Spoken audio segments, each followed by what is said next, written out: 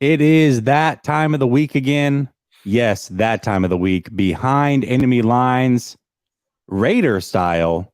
This one should be really, really interesting. And we got the perfect man to talk about it all next.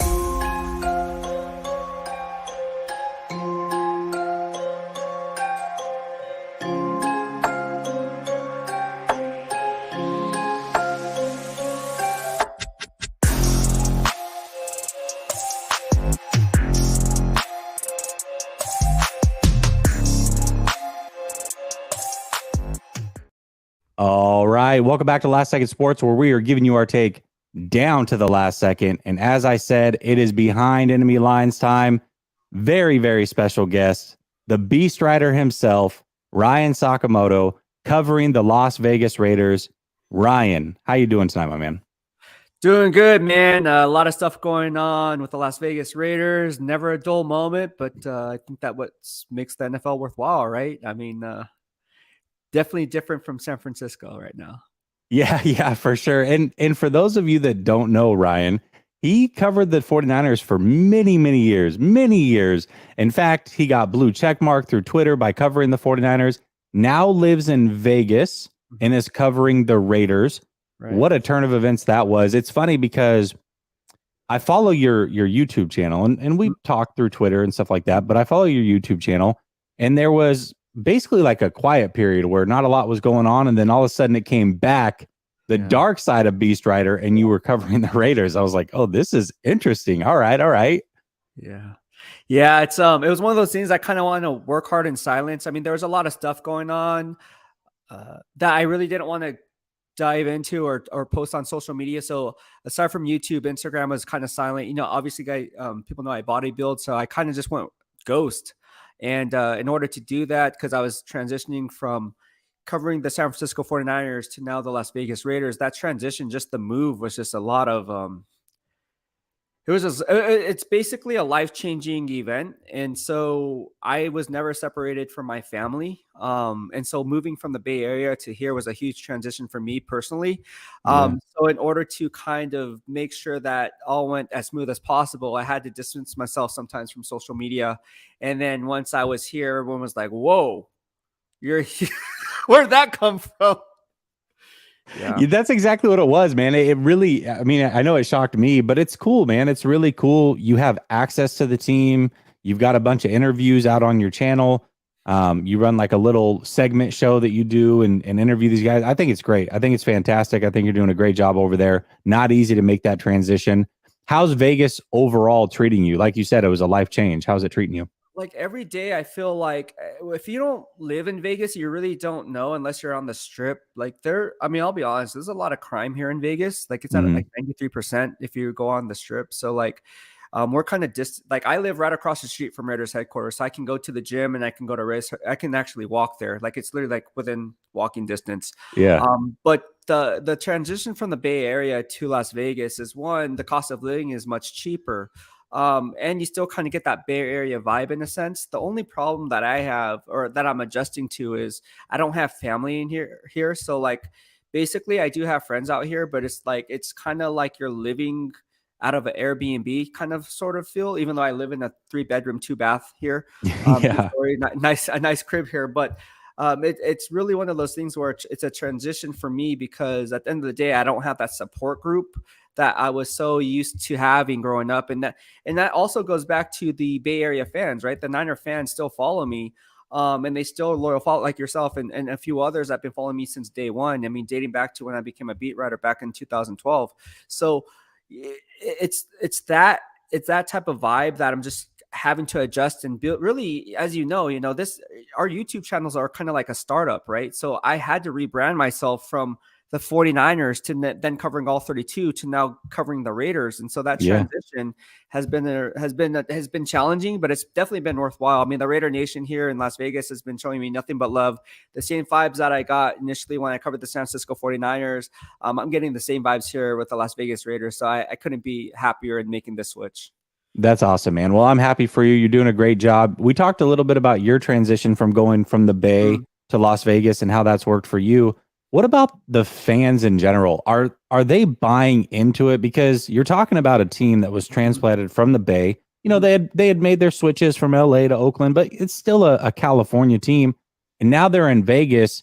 Very, very interesting what's going on there. Are the fans taking to the Raiders from what you're seeing, or how's that working out? I think it's more of a 50-50 split. I just like with the San Francisco 49ers fan base or any fan base for that matter, if the team is not really winning, then you can always point the finger. The layer, I always talk about peeling back layers of the onion to get to the core. What we have to look at is the dynamic of the coaching staff, and people like to blame Coach McDaniels for whatever the case may be. But when I break down the game film and I run these, grades, because I have a grading system, and I grade every single snap of not just the Raiders but all 32 teams, and I see, like, the missed tackles are missed tackles. That's not on the coaches. I mean, we learned this in Pop Warner, how to show Yeah. tackle. And so if you're not missing those and then blown assignments, I mean, a simple cover shell is a simple cover shell. There's no false rotation on some of these things. So why is Derek Carr throwing in double coverage when he knew it was a single high? Anyways, so a lot of different things factor into it. I don't want to make excuses for every single play that's being made, but I will say this: a lot of the fan base, I would say, is about a 50-50 split on Coach McDaniels, because coming from New England, there is some kind of transition there, and there's some sense of, hey, man, he's coming from New England. He knows what he's doing. And I'm a big supporter of Coach McDaniels. I already run on record saying that. I'm a big supporter of GM Dave Ziegler. Got to know these guys very well. And I kind of, coming from San Francisco, I have the same exact vibes that I had with Kyle Shanahan when he came in as head coach. Was, there was that transition period before they started winning, and in that's a 2 to 3 year window. So I tell the Raider Nation, I'm coming from San Francisco. I've seen it before. I Mm-hmm. see it happening with this coaching staff, because at the end of the day, it starts from the top down. People don't understand, you can have the best players, but if you don't know how to put the best players in the position to make plays that are possible for the scheme that's being ran, it's not going to work out. And Coach McDaniels does a really good job. I think Coach Graham does a really good job at doing this. They just don't have the horses to get it done consistently on a day-to-day basis. Yeah, absolutely. And it's crazy because it is a wild transition. You look at everything that went wrong with the Raiders last year. It was insane. I mean, Mhm. insane, from players getting to arrested, multiple players getting arrested. The Yeah. tragic, thing that happened with their wide receiver, and I don't want to get into that, but then they lose their head coach, and Carr was really kind of the glue that held everything together. And now they've got a new coaching staff. They're going into a new state, a new stadium. I mean, really everything is changing across the board. It's a lot of flux for the Raiders. And my question to you is, Mhm. with Derek Carr, I just said it. He was the glue last year. Why? Why now? Try to make sense of this for me, because Mhm. as an outsider, Mhm. Derek Carr is not the best, but I would put him consistently in that top, 12 to 15 range. He's not the worst quarterback by any means. Mhm. So why now? Why do this with Devontae Adams making the move, deciding to come here just to play with Carr? It seems like his teammates love him, have his back. It just seems like there's a lot of friction in the locker room going on right now. Like, what are you sensing with this whole change and this whole shift? Being a beat writer and being in the locker room every single day, you get to know players on a personal level. And so obviously it depends. It depends on where you are in the picking order, right? If you're Yeah. looking at it from a guy who's a borderline practice squad player that's being elevated and then not active on the next week, you're looking at it saying, hey, look, I mean, that if Jared Stidham's the starter, that means I'm probably going to be active on game day. The flip side of that is, if you're in it to win it and there's still playoff hopes alive, why would you not want to keep that hope alive? I Yeah. mean, you're basically saying and throwing the white flag, right? When you roll with Jared Stidham, and I like Jared Stidham personally. I mean, he's a great guy, but is he on Derek Carr's level? I would say no. So the mood inside that locker room is, yes, they will say the right things, that they believe in Stiddy and they think Stiddy's going to get it done. And again, I do believe Stiddy can get it done, and be a serviceable backup and potentially a starting quarterback. But was it the right play to make? If I'm GM Dave Ziegler, I would say that was the right move to make. And I say that simply because of the fact of this. You know, people don't understand that Derek Carr was guaranteed money if he was to get injured. So I think he was guaranteed like $33+ million in Mm. 2023, and then 2024, 7.5 if he was injured. What happens is, if you pull him back, because you don't see him as your starting quarterback moving forward. Because let's face it, if you were to ask me, Derek Carr, Jimmy Garoppolo, say different type of player, obviously, but same wavelength in that 12 to 15 type of a range quarterback, I Yeah. would say absolutely. So, Jimmy Garoppolo, it's the same thing, right? Yeah. You have your Jimmy stands, and then you have the people who don't like Jimmy. So it's the same dynamic here with Derek Carr. There's people that just love Derek Carr, and then other people say, "Hey, look, man, we need to draft Bryce Young. We need to go after get TJ Stroud. We need to get Tom Brady in here, Aaron Rodgers." And Davante Adams talked about it yesterday. He's like, one of the reasons I came here was to play with Derek Carr. It's not the end all be all. I mean, obviously he came here because he wanted to be closer to home and he wanted his family in town, and they come here every week to watch him play here in Vegas. But at the end of the day, I think from Davante Adams' perspective, anytime on a personal level, like let's say me and you, right? Let's say someone talk crap about you, or you got benched, or I got benched. Like obviously Right. I would have your back, right? I would be like, yo, like screw you, like blah blah blah, right? But like Yeah. behind close, but then again, there's certain level of professionalism that Davante Adams understands. Like today, the mood was totally like 180. He was all about Stiddy, and right when I went to go talk to Stiddy, and Davante's like, "Oh, like now everyone wants to talk to you today," and like, so the vibe kind of changed in that regard.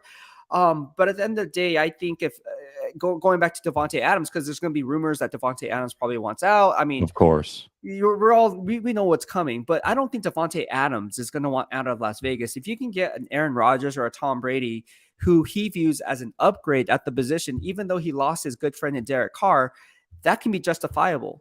But if you bring in a guy like, I don't know, like name a quarter, like a Gardner Minshew, like like or Jimmy Garoppolo or something like that.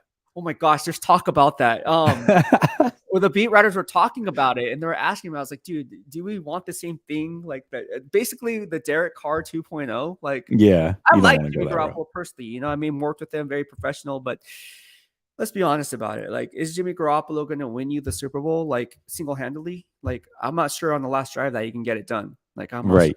sure. Yeah. Right. And that's totally fair. I get it. I understand it.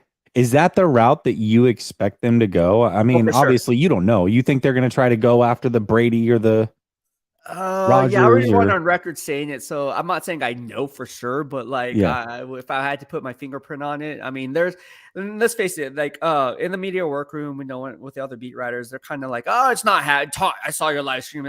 Tom Brady's not coming here. I'm like, okay, well, we're gonna find out. A lot of times the beast receipts check out, but I think it's going to be either Aaron Rodgers or Tom Brady. I think one of those two players are going to make their way to Las Vegas, because at the end of the day, Davante Adams, you have to please the franchise wide receiver. Like if you don't get a quarterback or he feels that you can win with, and you replace him with his best friend, and you place with someone who's inferior, not as good as Derek Carr, then of course he's going to be like, what the F, right? So that's why I think not only is it in the best interest of the Las Vegas Raiders to go ahead and make this play, but also they hold a top 10 pick. So what they can also do is, if you were to get a bridge quarterback who can win you a Super Bowl or get you into the deep playoff run with the Aaron Rodgers, with the Tom Brady, then you have Bryce Young and TJ Stroud that they can learn with for a few years, and then you can move on from that point on. So now there's no drop off from production, and those guys going out with a bang and winning a Super Bowl, that could be the storybook ending. Yeah, I mean, I personally think Tom Brady's going to continue playing. I know that there's rumors out there he may retire. I don't see it. I don't think you go through everything he did to come back, literally get divorced, all of that, to quit playing a season later. I think he wants to choose a new team. I think there's a couple great teams for him. I think the Jets would be a movie. I think the Dolphins would be a movie. I think the Raiders would be a great fit, because he's got his old coach there. I mean, who knows Tom Brady better outside of Belichick other than Josh McDaniels? Nobody knows him better. That's a perfect pairing. And I almost said Oakland, in Vegas. It's a perfect pairing. Yeah, we talked about that too. And people were asking me, right? Because, Bay Area, I'm from the Bay, he went to San Mateo, my rival Sarah High School. So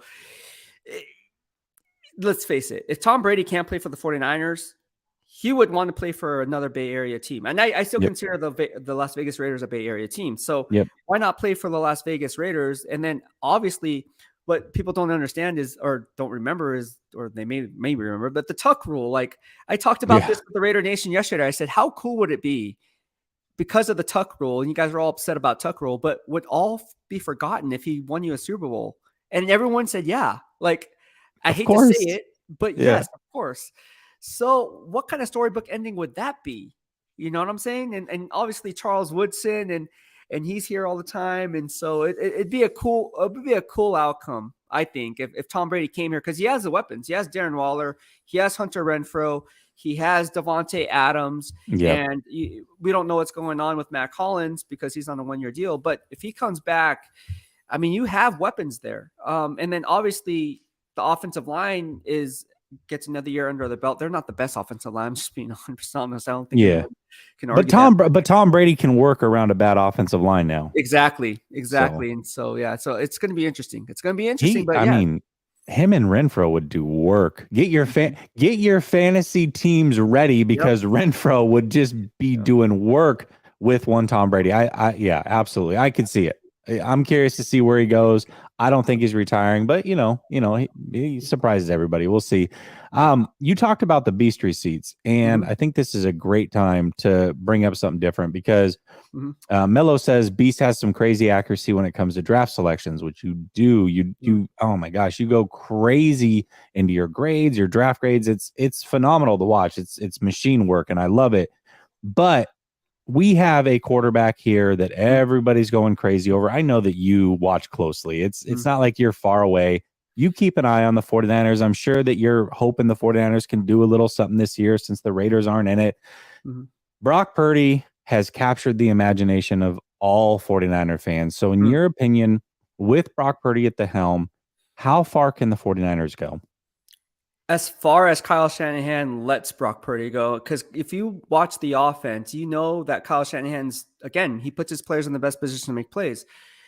They're winning. The Niners are winning. And yes, Brock Purdy's a good game manager, but is he going to be able? Can he go in a shootout? I'm not so sure about this. Yeah. Yeah. I'm just being honest. But then again, do you need him to do that? So I think I already went on record saying it. I think Brock Purdy, I know this probably goes against conventional wisdom, but I think he can get you to an NFC championship game. I don't know if he can get you to the Super Bowl, if that Mm, makes sense. yeah. Um, because at the end of the day, once once you enter the tournament, it gets tougher, and these defensive corners are very, I mean, if they're facing the Dallas Cowboys, it's going to be a really interesting battle.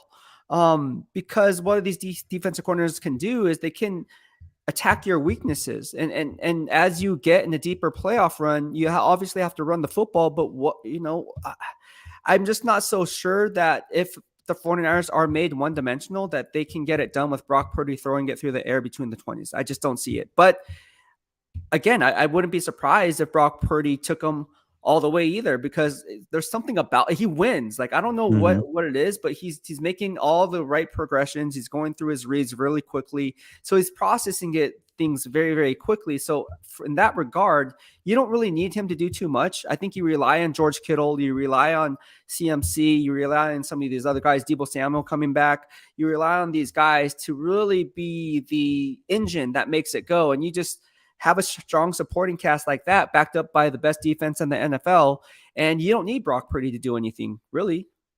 Yeah. Just don't turn the ball over. That's this. It's funny because, I've liked Brock Purdy for a few years. I mean, going back to 2020, heading into that 2021 draft, I was like, hey, if he comes out, like, this might Right. be a kid, second, third, fourth round.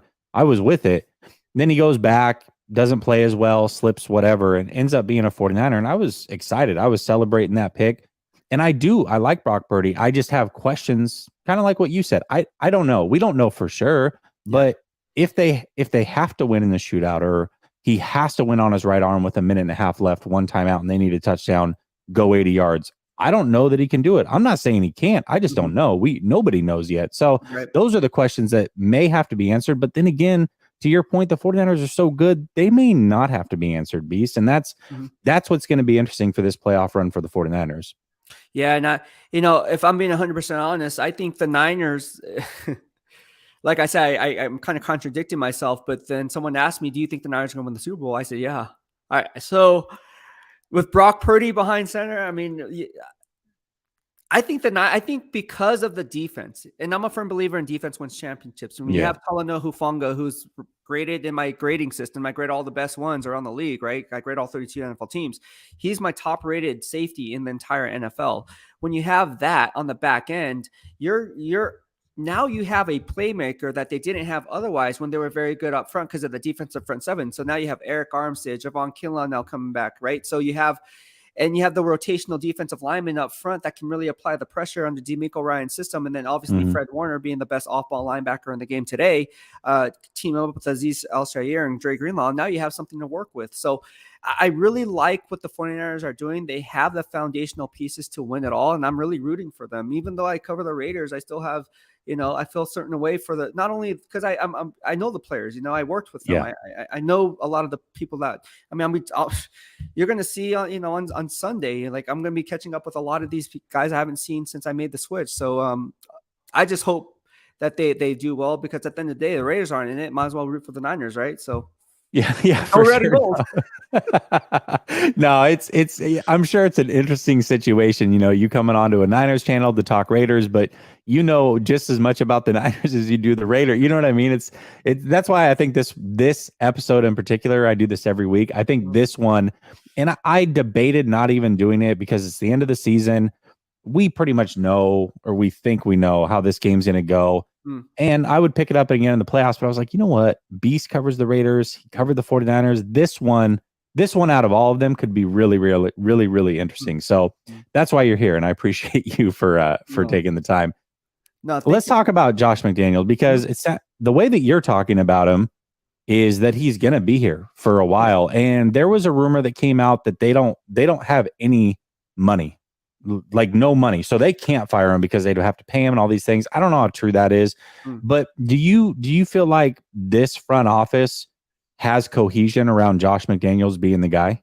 Is that the feeling you're getting? Yeah. And like I said, I'm a firm believer in GM Dave Ziegler and Coach McDaniels. I think both these guys are here for the long term. Even though people say they have a short term leash because they're not winning or the case may be, but the long term gains of having these guys here it's a process, right? And you look at the scouting department, and I get to know all these scouts, whether it be with the Niners, now with the Raiders, and Steelers, whatever the case may be. You get to know these guys on more of a personal level and what makes them tick. Because as the scouting process comes into play, that's where you're going to drive a lot of this young fountain of youth, right? And so, you talk about guys like Spencer Buford and, Niner fans, oh, this guy came out and it's like, no, man, like they knew what they were getting, right? So it's kind of like same thing with the Raiders. Like, DeJuan Daniels talked to him right before Christmas Eve, right before the Steelers game, and Andy Dengler and Lenny McGill, all these guys do a really good job. And everyone likes to point to the GM and the head coach dynamic, but it goes beyond that. So when we peel back layers of the onion to really get to the core, the scouting department is really the engine that makes it go. And so, the Niners have a really good scouting front office, scouting department there. The Raiders have a good scouting department here. So I think at the end of the day, getting back to your question, the cohesion comes from within. And anytime there's a missing link or somebody who's not buying into the system, that's going to throw the entire program off, because you'll be looking for things that otherwise doesn't fit the scheme in the first place. And that's where the discrepancy lies. When you see some of these guys that draft these players and they're not even a scheme fit, what are you doing? Yeah. So that's why the Raiders did it for a long time with Gruden, right? Talk about that. I mean, that was the exact opposite. So yeah. Okay. Go ahead. Sorry. Yeah, no. So yeah, you can talk about Cleve Farrell, Damon Arnett, all these guys that are no longer with the team. Tanner Muse. It was just like Jonathan Abram. That guy was a headache, man. Like I'll be honest with you. Like he was one of the hardest guys to cover. I did not like Jonathan Abram. Like really? No, I will go on. No, I did not. Because like he was just very disrespectful. And it's like, bro, like there's no way, like, why are you disrespectful? Like he was just he was very, very, I feel like he felt entitled, in a lot of ways, but I just didn't vibe with him. And a lot of people in the media didn't. So like when he left, a lot of us were like, oh, thank God he left. Me personally, I just never really liked him. I just think he was, I I wouldn't say a cancer to the team, but he was somebody that really no one talked to in the locker room. Like no one really talked to him in the locker room. So that kind of gives you an insight of what the team felt of him. Yeah, I mean, I think just as human beings, like let's just take away the whole team and you're covering a team, whatever. Like just as a human being, you get a vibe or a feel of someone, and it's very instant. You don't have to talk much or be around them much. You just feel it. Like this person's genuine or they're not. I see where you're going with that. I totally understand where you're going with that. Yeah. Yeah. So I mean, I don't want to throw shade at Jonathan Abram. I mean, I wish him well, but I just didn't vibe with him. Yeah, on that's that fair. level. Yeah. That's totally fair. Megan, who's a Seahawks fan, she came over when we when we did Behind Enemy Lines with Seattle, says, Jesse, this is the only time as a 12 I'm saying this. Go Niners. We got you in 4K, Megan. We got you in 4K. I appreciate you. Tim says, Beast Rider, what is your take on covering McDaniels? Yeah, how do you feel about covering McDaniels? What's your thoughts about him? Yeah, I talk to Coach. I mean, every time I see Coach, I always talk to him for a little bit. No, Coach McDaniels is on the right path in having this team trending in the right direction. From training camp on to watching practice on a day-to-day basis, from also understanding and talking to players, dynamics and the schemes that's being taught, whether they elevate players from the practice squad or whatever the case may be, you can gather a lot of information off those different layers, because what you're trying to figure out, or what I'm trying to figure out, is, are these people really buying in? Getting to your point, are they buying into what Coach McDaniels is saying? Because if you're not winning on the field, is there some disconnect there? What I've gathered, and I can only speak for myself, is in the players that I spoke with, but some of them are really good players. They all buy into the program. They all believe in Coach McDaniels. They all believe in what he's trying to establish here. And it goes above that. It goes to GM Dave Ziegler. It goes back to the scouting department and the positional coaches too. A lot of this coaching staff is predicated on the positional coaches and teaching them the techniques.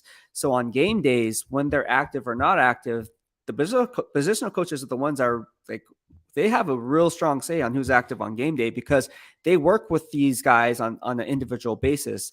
So when you gather all the information that I just spoke about, and then you formulate the analysis on, hey, is Coach McDaniels a good coach or is he a bad coach? I always go back to what I've learned in training camp and throughout practice, and getting 360-degree feedback from not just the players, not just the coaches, but the personnel department, all parties involved. And everyone that I spoke with, because you have to decipher and read between the lines, because no one's really going to give you that answer. Of course, you're going to have to be smart enough to do it yourself.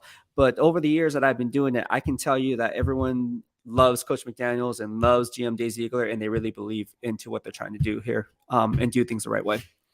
Yeah, and that's good. I think the NFL is better when the Raiders are good and relevant, and I think the fact that it seems like they're starting to get some stability.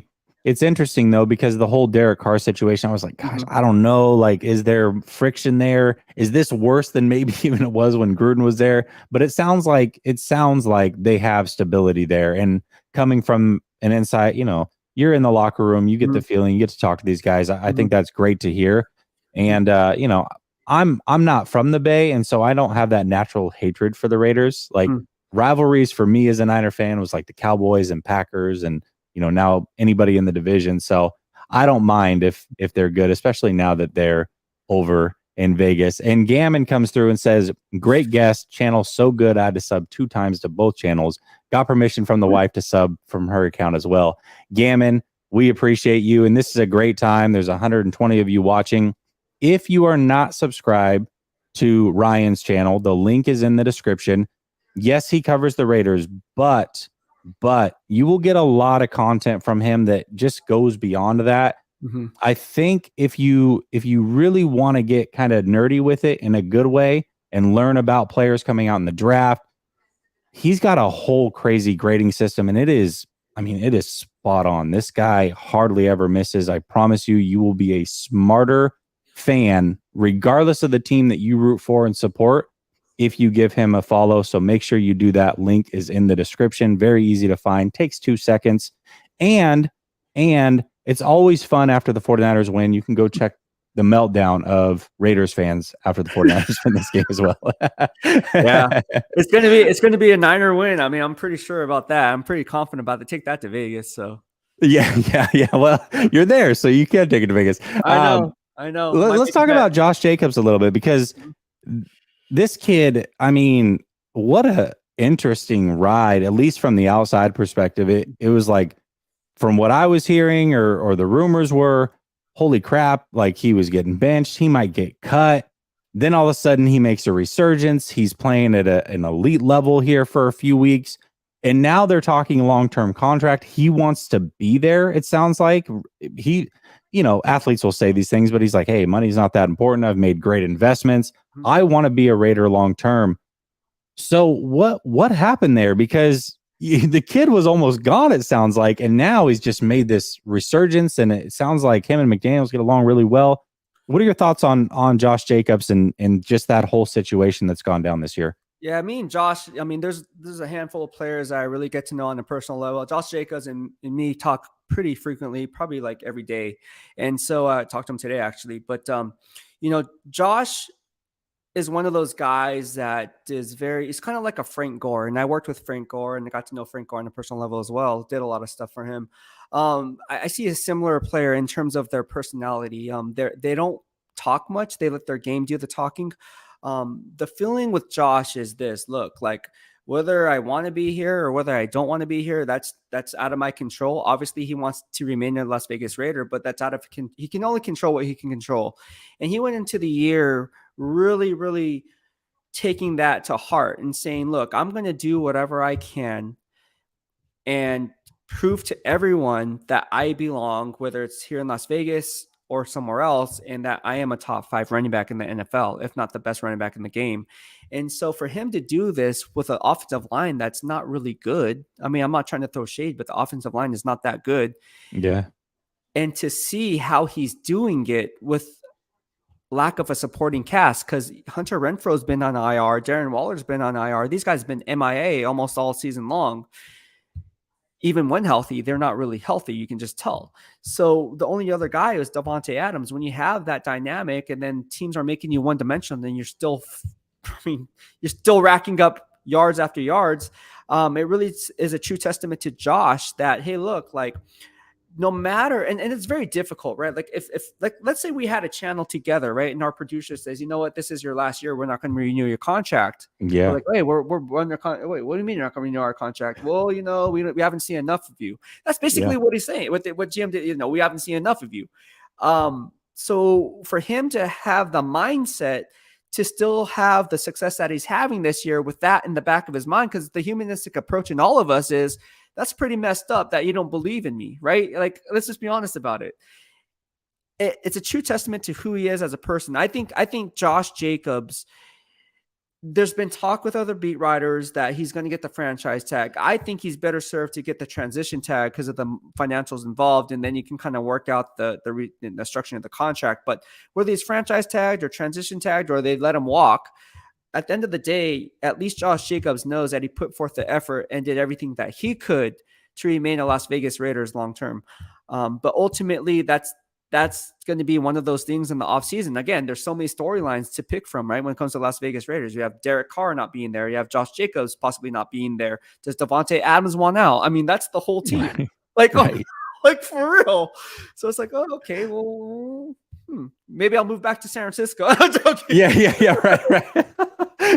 You always got a home there. You can come back and cover it. Yeah, it could get real scarce real quick. No, I think Josh Jacobs, his character and what you talked about, that comes through. I mean, even as somebody who watches them from afar, he definitely went about his business. You talked about going ghost, and a lot of people talk about that. When you really want to accomplish things, sometimes you have to go ghost. Mm-hmm. Just cut everything off and grind and do you. He seems like that type of person, and you can tell how smart and cerebral he is when he says things like, hey, it's not necessarily about the money. I've got investments. I'm good for life. Mm-hmm. That's a smart individual to come into the league that young, put that together, set himself up for life. Smart player you're talking about. So yeah, you're talking about a different individual there. Different things make him tick. And he's probably the type of person that liked being challenged and because it brought out the best in him. He just seems like that type of player. So happy for him as well. Yeah, and people don't realize this. I think one of the reasons why we hit it off is because we're both Asian. I mean, he's part Filipino, so his Oh, okay. background from his dad's side, he actually has a tattoo on his left hand of his grandma, and obviously, if you guys are watching the game, you'll see a Filipino flag on the back of his helmet. So I'm doing a story on that. We've been working on that for over a month, and talked to him today about it. But no, yeah, there's a lot of things that people don't know about Josh Jacobs and what makes him the person he is. Because outside Mm. of the football stuff, you just got to root for him as a person because of what he does so much for the community and just being Josh Jacobs and who he is as a man. That's awesome, man. That's really awesome. Rocky Mountain Razorback, I hear you. I'll get it figured out. Everything's just new, so I wanted to throw it up, but I'll get that figured out. You're probably right on that one. Gammon says, "May I ask an off-topic question to your guest Ryan?" Of course. Since you are donning an Alabama beanie, Yeah. Tua's last season, Carr destined to be a Dolphin. Ooh, ooh. I mean, the concussions do play a role. I mean, I feel really bad for Tua. Unfortunate situation. If I was him, I would seriously, strongly consider hanging it up. I mean, there's a reason why Chris Borland retired early, and me and Chris Borland became really good friends. And then he abruptly retired because of the concussions Yeah. and all of that. So if Tua was smart and he looks at his health long term, because football is a game, but we're talking about, do you want to play the game of life on the field? Like, I'm not so sure. But if Tua is not in a Dolphins uniform for whatever reason, for health reasons or whatever the case may be, I can see Derek Carr going to Miami. But I like I said, I think a better fit would maybe like the New York Jets or somewhere there, because under that offense, Derek Carr, I'm not sure he can throw the deep ball with accuracy and to the receiver in stride. That's one of the problems that I've seen in his game is the ball placement. He doesn't throw on the proper shoulder. And, coming from the San Francisco 49ers and obviously McDaniels there, he's going to want that. So you better be able to have good timing. And so I'm not sure Carr would be a good fit for the Miami Dolphins. Yeah, I mean, before they made the change over in Indy, who knows what they're going to do now? But I was like, yeah, that might be a good fit over there. I could see him over in Indy. They'd love to just rotate veteran quarterbacks. Carr might be the next one, but who knows what they're going to do over there. Yeah. Jesus says, Ryan, going to be there for the game this Sunday. What should I expect from Raider fans? Oh, it's safe. Okay. Yeah, I think that's probably where he's going with this, to be fair. That totally came out like no, I think that's what he's asking. Yes, you'll be safe. I'm so sorry. I didn't mean to do that. But no, that's the first thing that came to my mind was my safety. Too. Like I was like, dang, I'm going to cover the Raiders, and like I was like, man, it was kind of rowdy over in Oakland. Like I was even scared, right, as a writer to cover the games in Oakland because out of fear for my safety, like real talk. And so I remember one time I didn't even go. I didn't even make that trip because I was so scared. Not being serious with you. Here in Las Vegas is a little bit different. It's a lot different vibe. You'll be safe. Everyone is good vibes. Even in the Black Hole, that's where I go pregame. So in the Black Hole, I'm always tailgating with the people in the black, or not tailgating. Well, I'll be in tailgating too for the first time in Parking Lot J. But in the Black Hole, pregame, I'm always over by the Black Hole and got to know people in the Black Hole. They're all really, really, really, really genuine, really, really good people. It's not like they're going to be like, oh, you're a Niner fan, I'm going to beat the crap out of you. Like, no, it's not like that. It's not like that. All the Raider Nation that attend the Raider games this year that I've been, it's my first year, all of them have been nothing but respectful to the visiting team. Every single person. And that's in the Black Hole. So if you think the Black Hole's rowdy, you're in there for a rude awakening because it's not like that. Yeah. Are a lot of the people that are in the Black Hole, are they like carryovers, people that travel and watch, or is it some? So I do research. I ask weird questions. I don't know why, but like, cause I think like people like, I think we think alike. Cause it's like, I wondered that too. I was like, wait, are these people going to like travel? So I would say a good 10%, 15% are there. But then, you have a lot of new blood. Cause I mean, let's face it, the Raiders tickets are the highest average ticket price in the entire NFL. So you can only imagine if you got to have money to go to the Niner Raider game. You have to, Yeah. you have to have some Yeah. bread. Yeah. Yeah, it's funny because there's a group of us on Twitter that had talked about getting together for this game in particular before we knew where it fell on the calendar, Yeah. And once it came out, we started looking at tickets. We're like, get out of here! Like they're charging like it's a freaking Super Bowl. It's insane over there. Dude, it is like the Super Bowl, and I'm not joking with you. It is like the Super Bowl here. Like this is literally my Super Bowl coming from the Niners and now the Raiders. So Yeah, basically, and I've covered the Super Bowl before, but it's the same exact tension, the same exact attention. It's just so much going on. And it's on New Year's. Like you have to yeah, and it's in Vegas. Like, yeah. are you kidding me? Like you don't, and I already told, Raiders this and people that, beat writers, like, you know what? There's going to be a lot of fights. I mean, usually Raiders and Niner fans, they're not going to be the ones fighting. It's going to be like Niners on Niners, I think, because Yeah. a lot of the chapters, like the Niner Empire chapters, like some of them don't get along. Like I know for a fact. So like I know both are traveling. I'm just like, I hope they stay calm. Like, because it's going to be rowdy. It's going to get rowdy there. And like people think, oh, it's going to be Raiders on Niner crime. Like, I don't think so. Like, I hope it's all peaceful. But Yeah, let's be for honest sure. about it. Like, there's a reason why the NFL shut it down during the preseason. Like, the Raiders Yeah, can't play the Niners. Like, yeah, there's like shootings in the parking lot. Like, it's yeah, yeah. It's serious. yeah, you could Great. die. God, dude, I know it's bad. It's bad. It's funny. It's funny that both of our minds went to that spot when he asked the question. I don't know if that's where he was coming from, but that's where I thought. All right, so there's a lot of turnover. It's not just it with Derek Carr and in the Stidham situation. I believe they shut down Chandler Jones and is it Perriman? They shut both them Yeah, down. yeah. Okay, so a lot of new faces coming in, and maybe there's a face that's currently there that you can talk about. But I Mhm. always like to ask, just because I want to know the league better. So, who on the Raiders, a player or two that may not be known Mhm.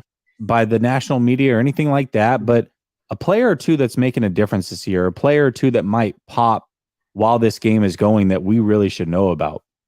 Yeah, I think one of the guys is Nate Hobbs. Nate Hobbs is a guy that maybe is kind of on the rise. He's been injured a lot, played with a broken hand in the KC game on Monday Night Football, but he's another guy I got to know really, really well. Nate Hobbs is a guy that maybe not too many people know about that they should.